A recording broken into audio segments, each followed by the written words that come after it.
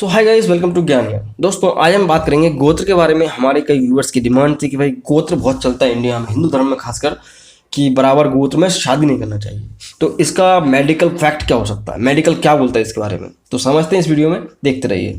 दोस्तों, गोत्र, जहाँ तक मेरी जानकारी सही है, गोत्र का मतलब ये है कि भाई कि जिस व्यक्ति का गोत्र फलाना है तो उसको उसी गोत्र के लड़की के साथ शादी नहीं करना, क्योंकि इनकी जनरेशन जो होती है वो एक ही होती है।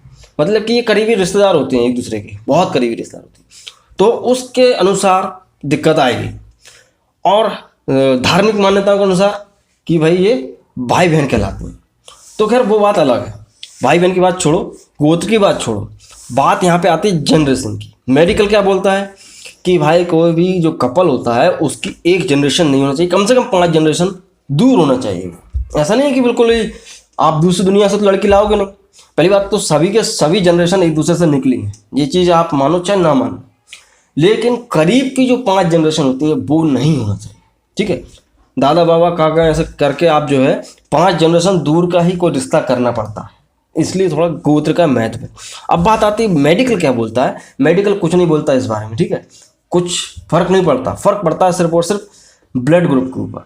अब यहाँ पे कई लोग पूछेंगे भाई कि जो लड़का लड़की उनका ब्लड ग्रुप सेम होना जरूरी है क्या? ऐसा कोई जरूरी नहीं, ठीक है।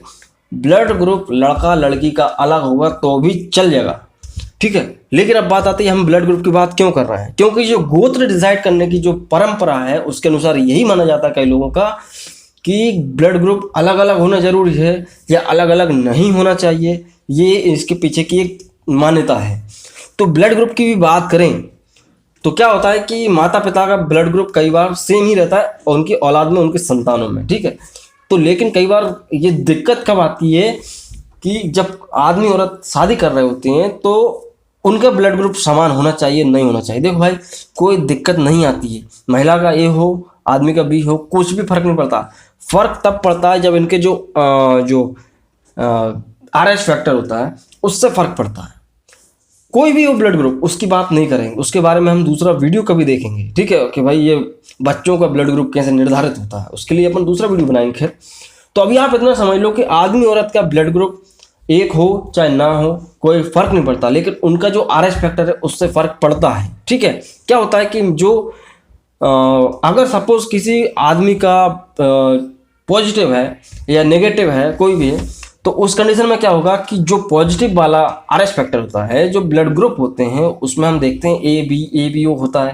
तो ये क्या है, AB क्या है, एंटीजन्स होते हैं, उनके ऊपर माइनस+ जो लगा रहता है उसे बोलते हैं RH फैक्टर।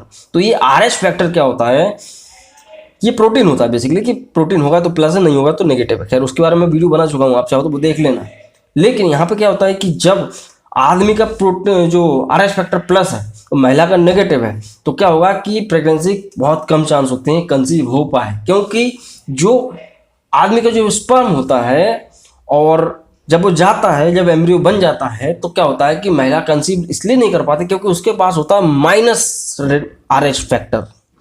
और ये माइनस RH फैक्टर क्या करता है कि उसको एंटीजन समझ के उसके ऊपर अटैक कर देता है, तो वो प्रेगनेंसी कंसीव नहीं हो पाती है। बहुत आसान भाषा में समझ लो कि अगर आदमी का पॉजिटिव है, O पॉजिटिव है, और महिला का जो है A नेगेटिव है, तो अभी A और O की बात नहीं करेंगे, RH फैक्टर की बात करेंगे। भाई, महिला का नेगेटिव है, आदमी का पॉजिटिव है, तो जो अगर आदमी सेक्स कर लेता है, स्पर्म डाल देता है, रिप्रोडक्शन हो जाता है, एम्ब्रियो बन जाता है, जायगोट वगैरह जो भी है, तो होगा क्या कि जो महिला की बॉडी में जो नेगेटिव RH है ब्लड के अंदर, वो उसको खत्म कर देगा एंटीजन समझ के और एंटीबॉडीज बना लेगा। तो इसलिए बस सिर्फ और सिर्फ इतना फर्क पड़ सकता है कि भाई प्रेगनेंसी कंसीव होने में टाइम होगा, टाइम लगेगा, और उस कंडीशन में कुछ डॉक्टर्स इंजेक्शन देते हैं, RH इंजेक्शन देते हैं, एंटीबॉडीज को इंजेक्शन देते हैं, तो ये दिक्कत थोड़ी आ सकती है, हर केस में नहीं होता, ठीक है। और बात की जाए अगर बच्चों की, कि बच्चे के ऊपर क्या फ़र्क पड़ेगा, तो सपोज यहाँ पे बच्चे के ऊपर तो कोई फ़र्क नहीं पड़ता। अगर बच्चे का ब्लड ग्रुप जो है पॉजिटिव है और महिला का जो है नेगेटिव है तो फ़र्क पड़ता। महिला का ब्लड ग्रुप नेगेटिव नहीं होना चाहिए अगर बच्चे का पॉजिटिव है, तो अगर महिला का नेगेटिव है तो बच्चे का ब्लड ग्रुप भी नेगेटिव होना चाहिए। अभी अपने हाथ में तो होता नहीं है, ये प्रकृति के द्वारा डिसाइड होता है। तो दिक्कत क्या आएगी इसको भी समझ लो आप, कि सपोज माँ का ब्लड ग्रुप जो है B नेगेटिव है या A नेगेटिव है, कोई पकड़ लो आप, और यहाँ पे बच्चे का ब्लड ग्रुप कितना है ओ पॉजिटिव, ए पॉजिटिव, कुछ भी, तो होगा क्या कि भाई बच्चा पेट के अंदर है। यहाँ पे क्या है कि जो आप ये पहले समझ लो कि सपोज आपका ब्लड ग्रुप बी पॉजिटिव है, अगर आपको ए पॉजिटिव का ब्लड चढ़ाएंगे तो आपको दिक्कत आएगी, नहीं चढ़ाते ना, सेम ब्लड ग्रुप का ब्लड ग्रुप एक दूसरे को चढ़ाया जाता है। तो कंडीशन यहाँ पे भी वही होती है, बच्चा पॉजिटिव है, माँ नेगेटिव है, बट है एक ही शरीर के अंदर, कुछ ब्लड माँ से बच्चे के बॉडी में जाता रहता है, तो क्या होता है कि माँ का जो ब्लड है उसके अंदर एंटीबॉडीज बनाना शुरू कर देगा वो, ठीक है, क्योंकि बच्चा तो नेगेटिव लेके बैठा है पेट के अंदर, यूट्रस के अंदर, और वो पूरा का पूरा ही नेगेटिव है, तो महिला का ब्लड उसको खत्म कर देता है, ठीक है, टर्मिनेट कर देता है, मिसकैरेजेस हो जाती। तो ये है कि भाई हाँ, कोशिश ये की जाती है कि भाई बच्चा और माँ का ब्लड ग्रुप एक ही हो, कम से कम उसका RH फैक्टर तो एक ही हो कम से कम। तो खैर ये इसका फर्क पड़ता। अब यहाँ पे गोत्र वगैरह का कोई मतलब नहीं।